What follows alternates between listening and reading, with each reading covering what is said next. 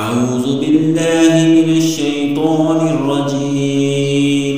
بسم الله الرحمن الرحيم.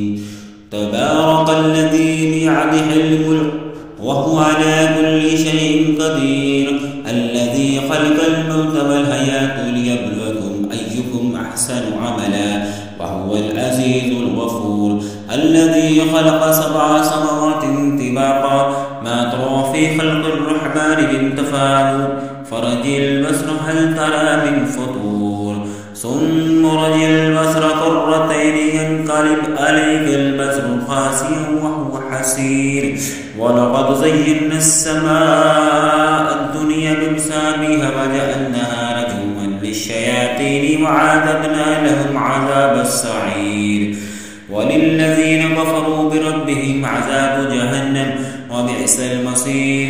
إذا ألقوا فيها سمعوا لها شهيقا وهي تفور تكاد تميز من الغيظ، كلما ألقي فيها فوج سألهم خزنتها ألم يأتكم نذير، قالوا بلى قد جاءنا نذير فكذبنا فكلما نزل الله من شيء إن أنتم إلا في ضلال كبير، وقالوا لو كنا نسمع أو نعقل ما كنا في أصحاب السعير، فاعترفوا بذنبهم فسوقا لأصحاب السعير.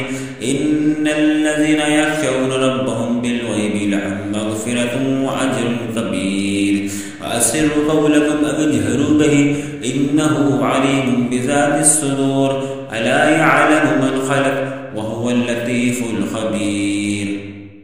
هو الذي جعل لكم الأرض ذلولا فامشوا في مناكبها وكلوا من رزقه وعليه النشور، أأمنتم من في السماء أن يقصف بكم الأرض فإذا هي تمور، أم أمنتم من في السماء أن يرسل عليكم حاسبا، فستعلمون كيف نذير.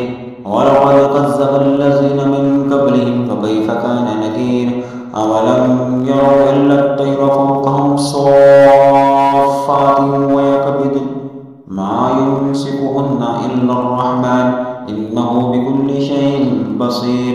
أمن هذا الذي هو جند لكم ينصركم من دون الرحمن إن الكافرون إلا في غرور، أمن هذا الذي يرزقكم إن أمسك رزقه بل لجوا في عتو ونفور، أفمن يمشي مكبا على وجهه أهدى أمن يمشي سويا على صراط مستقيم.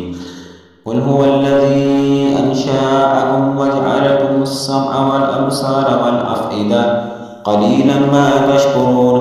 قل هو الذي ذرأكم في الأرض وإليه تحشرون، ويقولون متى هذا الوعد إن كنتم صادقين.